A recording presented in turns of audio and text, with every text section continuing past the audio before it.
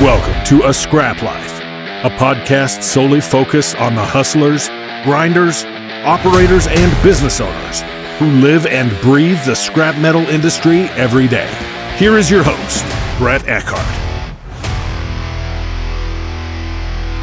All right, I'm back this time of year. You guys know, coming up on think this is the fourth Scrap Expo. Is that right, It Jim? is the fourth year we're doing it. Yeah.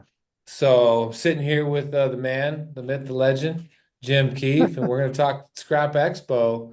Um, he's excited. There's some new things coming this year. Just some always just some. It's such a fun expo for your small, medium-sized operators and your big guys now too. But I mean, it's just it's like one of the things I've really appreciated that Jim and his team put together every year, just because I think it's sentimental for me. It's all the small guys, the medium-sized guys that actually get to go and see some equipment and talk to our people. And so thanks for coming out, Jim. Thanks for taking the time and Absolutely. talking Thanks for about the having show me. with us. And I look forward to getting my ass down there and checking it out this year. So how's things going on your end? How's the planning and all that The- going?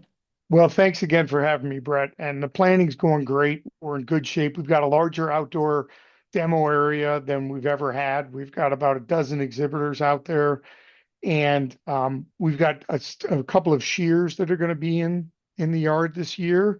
Nice. Kind of stationary shears, not like a mobile stick shear, and several loggers, balers. We've got some sorting equipment. We've, of course, got material handlers. We've got mobile shears, grapples. Another thing that's kind of interesting this year, you mentioned the small to medium-sized scrap dealer. We've got several exhibitors who are bringing in more compact equipment equipped with Okay. tools to really show people how you don't always, depending on your size of your operation or what you're trying to do, you don't always Yeah. have to have the hugest piece of equipment. Sometimes you can accomplish a great deal with a lot smaller piece of equipment if it's appropriate for you. That's pretty fun Yeah. about this year. I've always like an example of that. I mean, is when we were putting our first wire chopping line, we put in a copper recovery line, and people are always like, "Oh, that's a small line. You're gonna wish you went bigger," and blah blah blah. And it was such an efficient way for us to chop wire. It was Right. easy to get parts. It was easy to. They're a great company, and they when it came time for us, and we outgrew our first line, probably after, the first 6, 7 years, we didn't go buy another bigger monstrosity. We bought the same thing and just put them side by side. So when you talk about like smaller, medium-sized pieces of equipment versus going and buying the big boy shear or the big boy, mobile or the big boy material handler, sometimes like it makes sense. If it depends on the size of your operation to just put a couple small pieces side by side and let it rip. I mean, depends on how you run your shop, but so that's Exactly. I that's mean, interesting. I'm glad to hear that.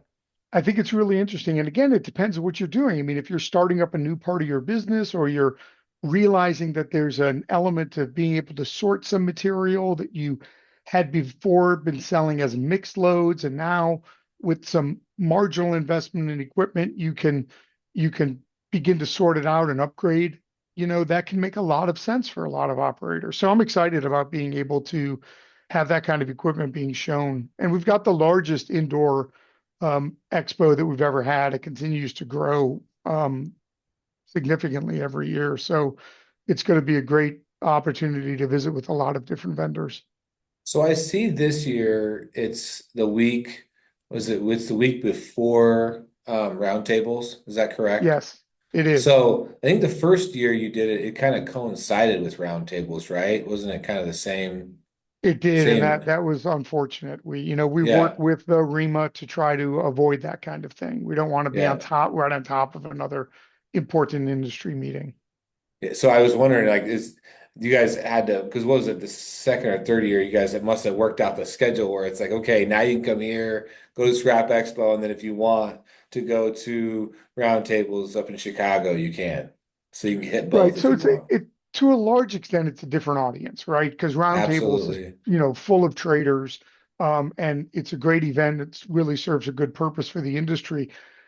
We certainly have traders that attend Scrap Expo, and that number continues to grow every year. But it is, we're really a bit more operations oriented, and so a lot of our attendance base tends to be owner operator, and people who come out of the operations side. That was going to be my leading question was, so your target, I mean, your customer that you feel your attendee to the Scrap Expo, I mean, who's going to get the most out of your sh show? I mean, it's grown I, over the years, so it's I mean, so it's adding different facets, but like who really gets that, the most out of a show like the Scrap Expo? We started Scrap Expo because literally I've spent decades managing the circulation file for Recycling Today, and I knew we were going to thousands of small to mid-size yards that, they're not part of a big group. They're not um, affiliated with one of the trade associations. And so there was a big thirst for information and knowledge from a lot of those operators. In fact, a lot of them have a hard time even getting away from their operation because they're literally owner operators, right? And Yeah. so that was really the audience that we saw that could be well served by Scrap Expo. It's also why we do it in the middle of the week and in the middle of the month. I tell Hmm. people this, great story. The first year we created Scrap Expo, I was walking into the show floor on the final afternoon, and I had a couple, husband and wife, stop me on their way out, and they were from Virginia and they owned a small yard there. And they thanked us for putting it together and said, we were in the yard on Monday. We left a little bit early, went home, got packed, got to bed early, got up early yesterday morning, drove to Louisville, Kentucky, because we could drive easily. We spent the Hmm. whole day at the expo yesterday, stayed overnight, spent the day today. We're on our way to the parking lot now to get in the truck, drive home. We'll be in the yard tomorrow morning, right? Yeah. So by doing it in the middle of the week, in the middle of the month, it allows operators the possibility to get away, even if they're hands on. Because in this couple's case, they kind of joked and he said, "I run the yard, she runs the office. That's just That's the how way I it grew is, up. right? That's Exactly. It's my like it's family. like your That's mom and dad. It's like my your whole life. yeah, and so that was really the target demographic. Now, the thing that surprised me from the even from the first year on was the number of attendees we had come from some of the large group, even steel mill owned yard networks, who would bring 5, 10, in some cases, we've had up to 25 people come from one company. And as I've talked to those people, they're like, well, first of all, we can drive. It's a lot cheaper to stay in a hotel room here. It's not terribly expensive in Louisville. And our yard people don't get together. They literally by definition are running yards in different locations. And so they don't Yeah. get to see one another. They might talk on a regular basis, but to actually be able to look at equipment together, to evaluate what this is doing, how that could help our operation, where could we leverage a piece of equipment like that? That they said that was really a That's defining interesting. Yeah, I thing never for thought us. about it. It's like a So good we reason had to get everybody together, and talk shop. exactly. They're totally Yeah. talk shop. And some of them have even stayed on site in Louisville and had like a half day internal meetings the next day. I had one group who did their CapEx planning for their budget process. They're part of a big steel group. And Yeah. so they were able to do it together and found that to be, really, really productive. So the demographic who attends, I think, listen, owner operators really benefit. Operations people really benefit. But even again, owners who are not operators Yeah. themselves. I mean, Yeah. you don't like to admit it, but you've got a great team around you. So you're not as hands-on in everything as you used to be, No, even I'm in your happy to own admit business. that though. I'm Yeah, happy to yeah. admit it. Yeah. I think about the equipment we have today and whether it's the mobile balers, the Cinnabogans or the cats or the material handlers or the mobile shears. Like, I mean, I can't operate any of those pieces of equipment at 50% the speed that our guys do it every day, right? Like I just can't. It's not really My job is to go and understand what equipment could be good for our Yep. business. How can add Go look value to at the it. overall?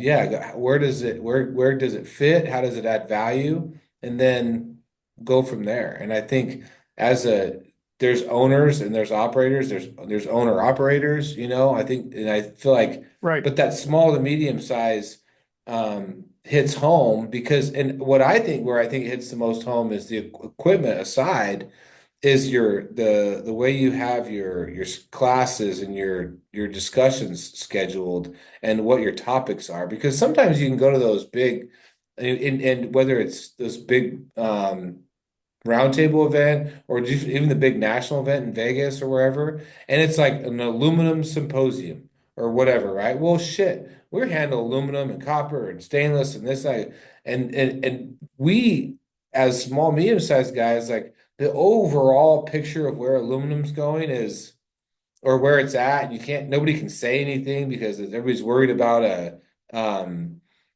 some sort of saying something illegal or something wrong that they can't, they're gonna get sued over. So it's like you can't even really say anything, and you can't predict the markets, and there's not a lot you can do talk about. But in your expo, we don't necessarily talk about the market. What I was saying is, before our Wi-Fi cut out, is what I like about the Scrap Expo is the lineup of people that you have speaking and the discussion topics, because they hit more close to home than some large kind of overreaching like discussion on copper or overview of what aluminum markets look like. And I think that's where the real value comes for your small, medium-sized operators is we're trying to find tactical solutions to handle our day-to-day problems. It's hard to really get to that, I think, at your big national events because they cater to a little bit different of a crowd. They're trying to please everybody, like a little bit of this, a little bit of that, a little bit of this, and you're trying to please a whole group of people, from top to Yeah. bottom versus very choosing a very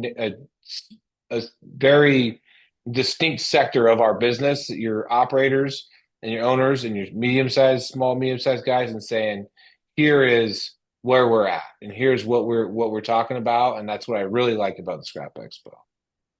And we've also tried to do it so that we built all of it right around the expo hall, right? So there's a class just right on the show floor.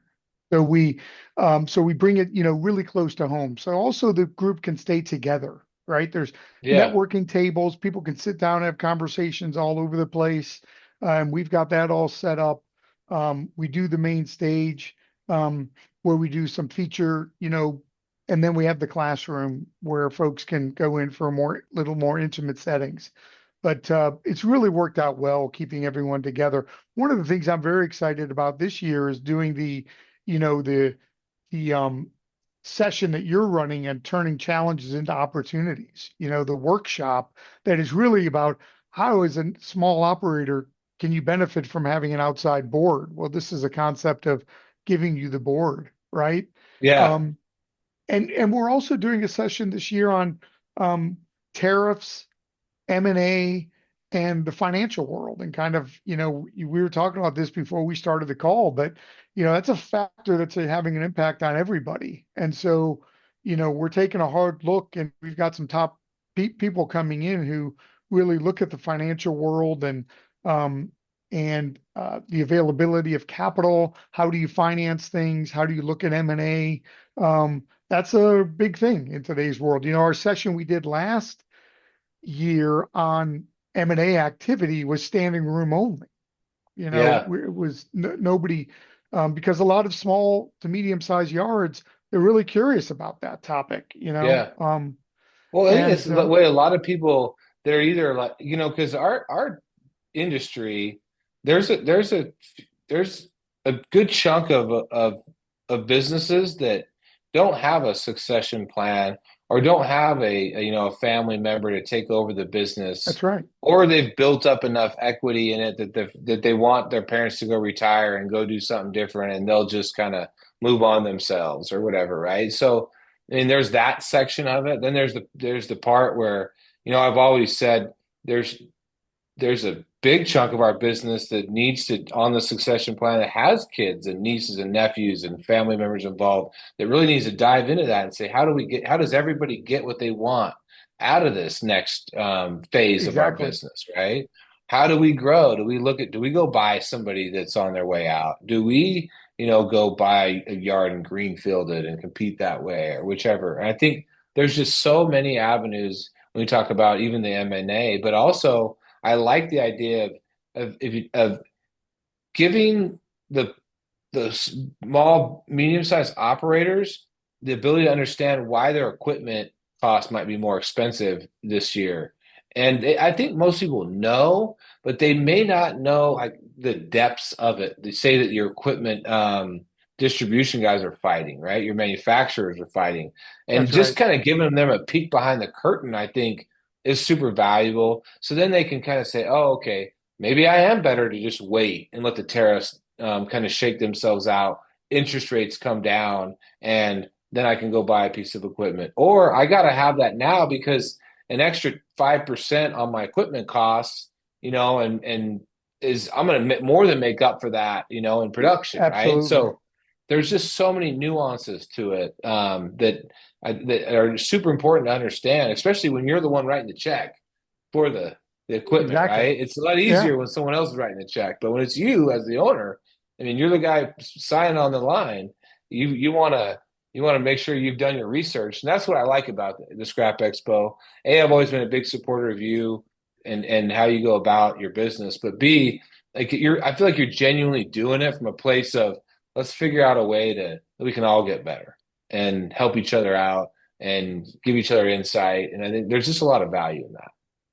And that's what we're really trying to build is a community around the whole Scrap Expo environment, so that people can come there and learn, Yeah. learn different things, think about their business differently, take a couple of nuggets back home to really help them strengthen their business, you know. And I'm looking forward to that, the two sessions that we have, the board one on Tuesday morning, because I'm going to bring our CFO, I'm going to bring Nick Snyder and myself. And I know I get a lot of questions, about various things, all year long. And sometimes just sitting in person to eye to eye, sitting at a table, talking through the problem, the opportunity, whatever, and say, this is what I've seen, this is what I've experienced. And I mean, I had to really twist my accountant's arm to get him there, but because he's a fairly, shy guy, but the reality of it is he's fucking smart. And He's the gonna reason we're at where we're at today is because a big part of that's because of him and his ability to kind of keep the ship straight while we're navigating these crazy waters called commodities. But he's got a lot of insight into our business and our growth path, and I think that he can bring something to the table that I just can't. I can speak very operationally. I can speak layout. I can speak to how I look at things. But from an accounting side, that's a real important piece of the puzzle, especially in trying times like today, where you got to really manage your ducats. Like you got to be on it. You got to make sure that absolutely. which bucket is going, which money's going to what bucket, and at what pace, and how to sustain and how to extend. Because that's your oxygen. And so I was really kind of happy to be able to get him talked into it because I think that there's a lot that he brings to the table. And with Nick, I mean, Nick's just a jack of all trades. I mean, that guy can sit there and discuss people with you. He can discuss markets with you. He can do it pretty much. He's been there with us from the very beginning as well. So I think our goal is just to A help good people that are either marketing mind as well. marketing, the whole Nick's thing, a great right? marketing mind. And so when we talk about, we can lend our experience, what's worked for us, what hasn't. And I've saved millions of dollars. I mean millions of dollars by talking to somebody that's already done something and them giving me the shortcut or them telling me do this and do this and do this. You'll be happy you Or did. don't do these And things. yeah, don't do these things. Like all those question and answers. I mean, you should be willing to ask anybody anything because if you just don't know what they know and how much they can help you and which really translates in our business to how much money you can kind of save yourself, or headaches you can save yourself. So we're excited And I, about that.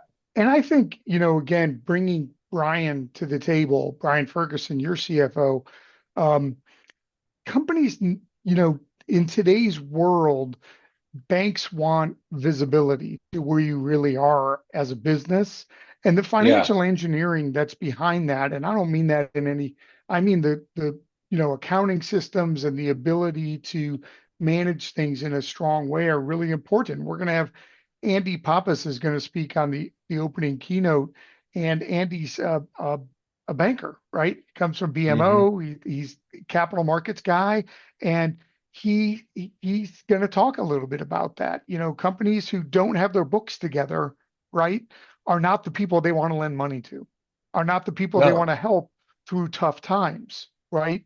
Or even in good times. They just, and so I think that again, that boardroom discussion is a really neat opportunity that Scrap Expo is offering this year. Yeah, we look forward to it. We got some things we want to give to the people that decide to show up We've and got another come check it out. One of the other great sessions that we're going to have is the changing landscape. There's so much new melt shop capacity coming on across the country. And how is that going to change the metals recycling business and scrap flows? And what are the different materials that are going to be demanded by these mills? Mills continue to work their way up the food chain, I always say, right? They started with Yeah. rebar, but now they're in every sector. EAF mills are in every sector of the business. And so, how has that changed what they're looking for and how they think about what their ferrous units need to be? And we're going to have some great minds on that panel. It's going to be a panel discussion. John Sacco is going to moderate it, but we've got Nucor, we've got SA, we've got FPT, as well as American Iron and Metal, all on that panel. So it's going to be really insightful for folks. Yeah, I think that's what I mean. You got to tip your hat to you and your team for putting together, a show that kind of hits on all fronts. And like I said, nobody pays me to do the podcast, right? Like I just like supporting people that I do business with. And in your case, we don't do any business together. I've never bought a Recycled Today ad or anything like that, but I do. I got a lot of respect for you because of how you go about your business. And so like that's why I'm willing to do Well, these podcasts and willing to kind of help you promote it, is because I think there's real value there. I'm a value guy. Like I go where I'm a value seeker. I think if that's always I'm willing to pay the most if I'm going to get the most, right? What I'm not willing to do is overpay for BS.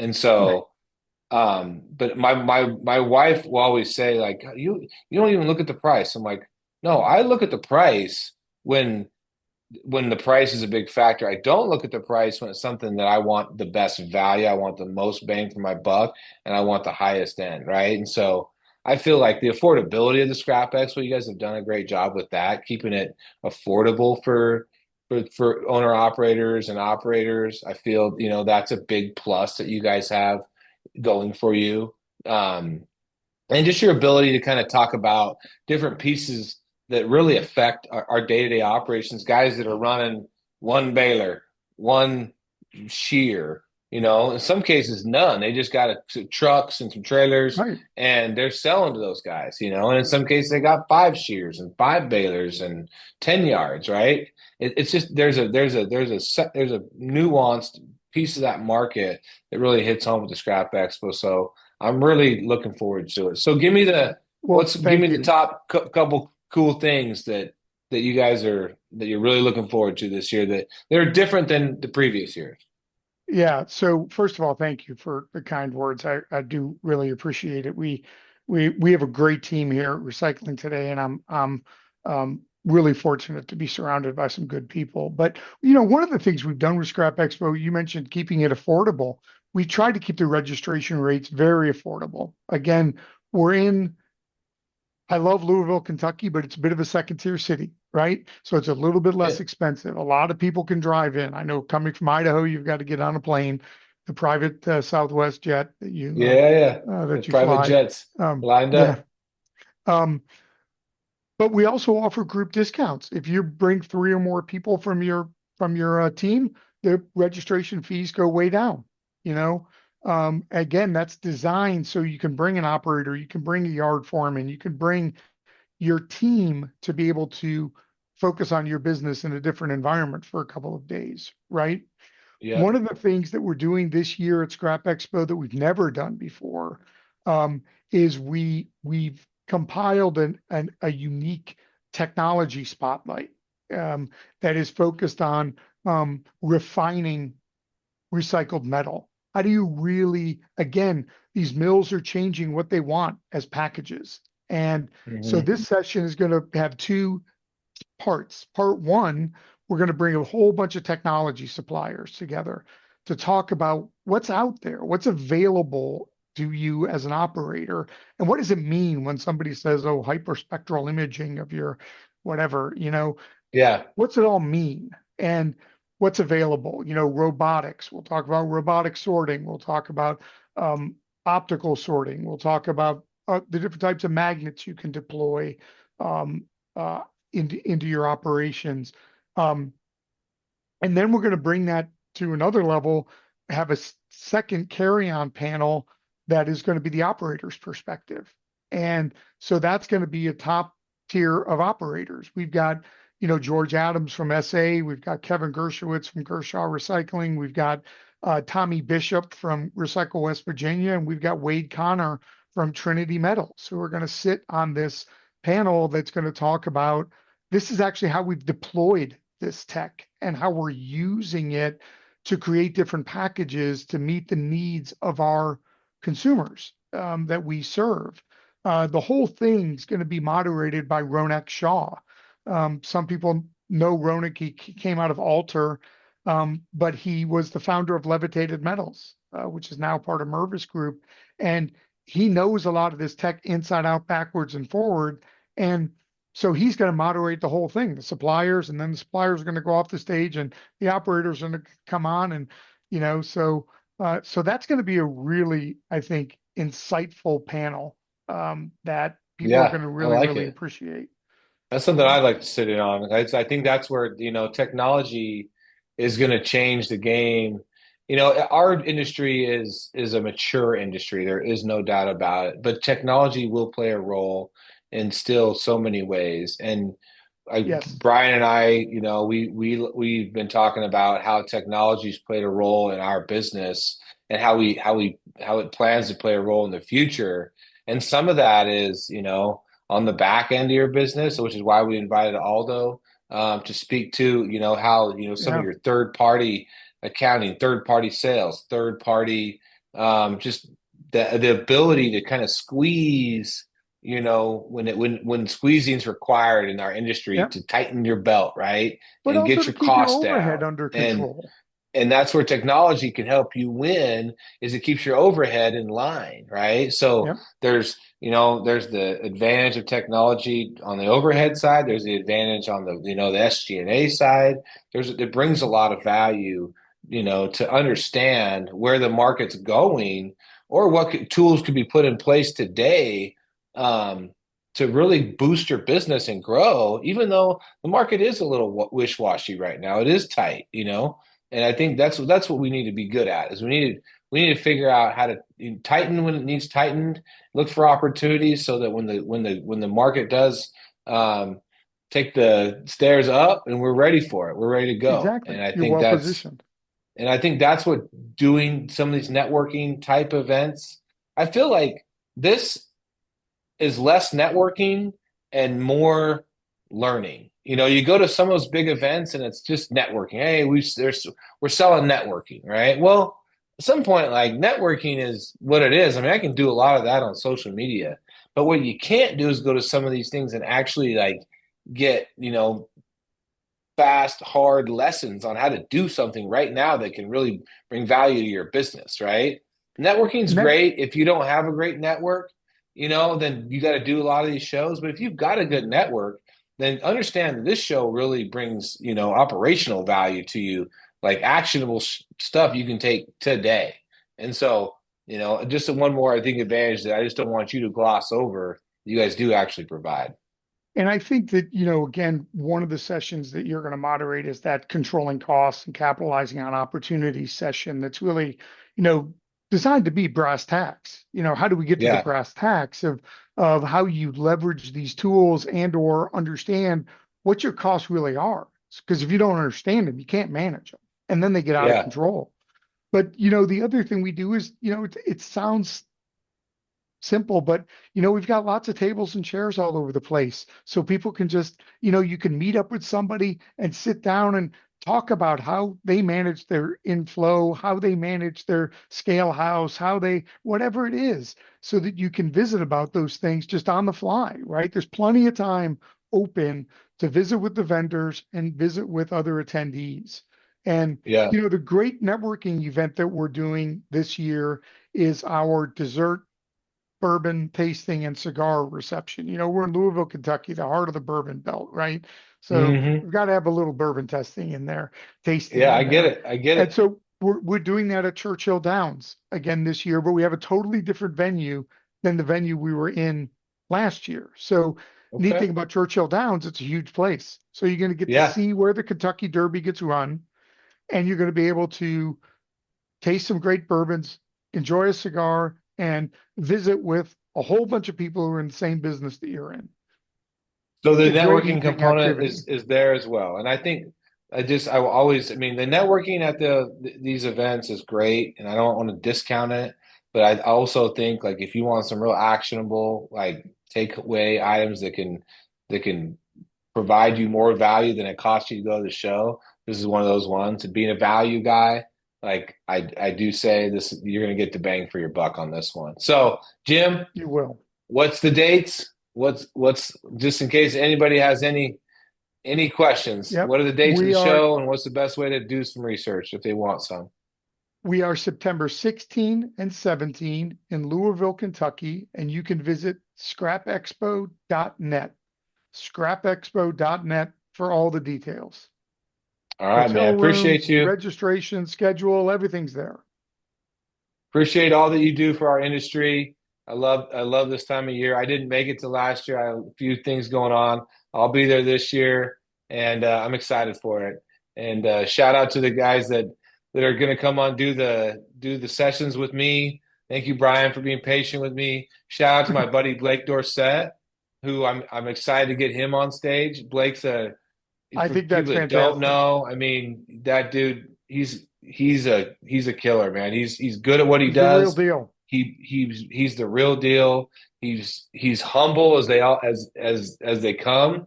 And I mean, I'm looking forward to getting him on stage and letting him kind of speak to some of the things he's done. And the guy's he's built him and his partner have built a monster. So good for They him have. and Aldo And they and provide a all the lot of guys, great man. There's gonna be so value. many good people out there. They provide so much good value to so many people. I think for people to Yeah, understand what a company like Shearworks does for the industry and could potentially do for your operation, they could broaden your horizons in ways you never imagined, right? exactly, exactly. I mean, and they're good, solid people. So I'm looking Yep. forward to it. Can't wait to see you, Jim, in Look person, forward to seeing and you in Louisville. we'll make this happen. Take care. Thanks a million. Take care, Brett. Absolutely.